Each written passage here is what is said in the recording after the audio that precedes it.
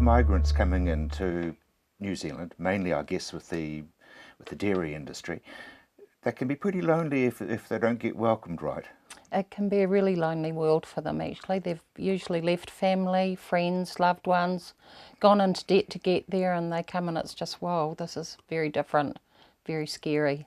And a lot of them don't have many skills, I would imagine, like riding motorbikes through mud and... Yeah, it can be very challenging but very rewarding once you get through those first issues. Rural Women New Zealand, you're doing the Amuri Basin area because you're working in Colvin, you live in Colvin. Yeah, yeah. What sort of things are you guys doing? We're doing lots of things. We've developed, between myself and Alex Thompson, another member, we've developed this welcome pack for new people to the area, one for immigrants and the other one just for normal everyday people that want to know where the ATM is, how to get enrolled at the school, that sort of thing. Yeah, well, you don't think about that. No, you don't. But coming into Amuri myself, I found myself very lonely and very lost. And so when we were asked to look at this, we grabbed it with both hands and thought we can do great things with it. So Alex and I got stuck in and we further develop it each year when things come up. So you came from where? North of Auckland. So I'm a migrant too. Yes, you are really. You've had a business relationship or business before then? Yes, I had, my husband and I dairy farmed in Warkworth, and I also had a day spa right in Auckland. So it was a very different life coming from 70 hours with lots of lovely ladies around me to the farm. So 140 miles an hour to about to walking space. Yeah. Yeah. How do you contact these people? The migrants? Basically, they come to us. Well, particularly the Filipinos have a great community network, and so through them we know who's coming and who's going and who needs help, and so we put this this package out that gives all sorts of information, and part of those things are numbers that you can contact. So you contact Stella if you want some second-hand clothes, because she knows where to find all them. We also, if we've got coats that we don't need anymore or heaters, they'll go her way and she'll make sure they're... So it's a network of people really that just keep in contact with everyone. We also have a welcome event at the start of every dairy season, and at that hopefully a lot of the new people to the area will come. We have a potluck dinner. The Filipinos put on some games and we have a great night.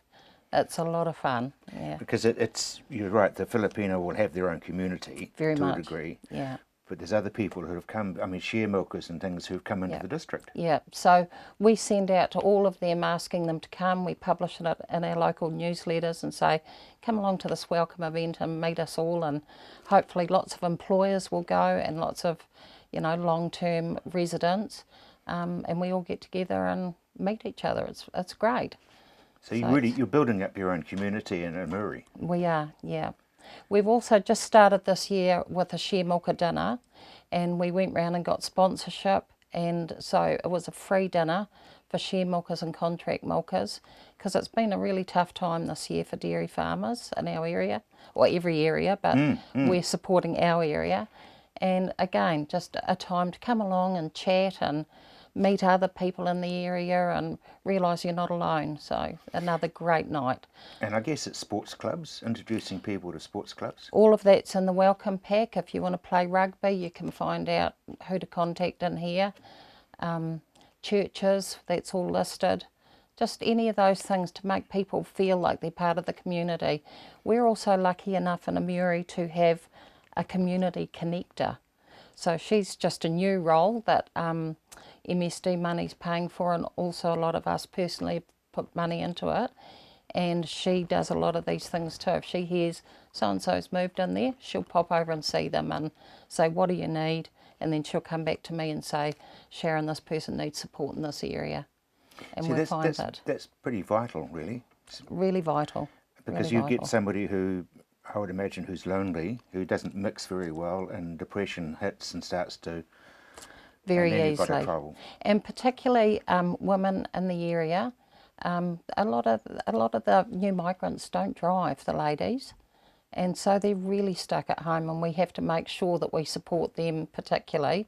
And as rural women, that's what we do really well. So, And a lot of the men wouldn't have a car. no, not in the first instance. No, they usually come with nothing. When our Filipino family came, Mum came first, and she had very little with her, and went into great debt to get here. And then husband and the 3 kids followed a few months later, and they arrived with 1 suitcase and a banana box for 3 children and dad. And they come from hot weather to To Culverden. Culverden. Sharon, thank you very much indeed.